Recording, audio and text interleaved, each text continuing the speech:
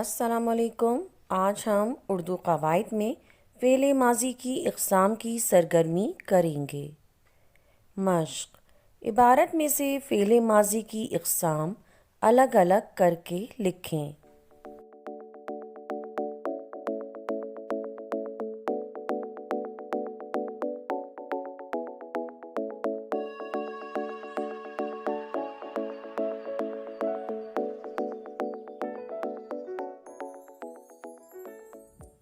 چمن میں مالی آیا ہے، اپنے ساتھ اچھے اچھے پودے لایا ہے۔ اس نے کل چمن کو پانی دیا تھا، کھدائی کی تھی اور جھاڑ اکھاڑ پھینکا تھا۔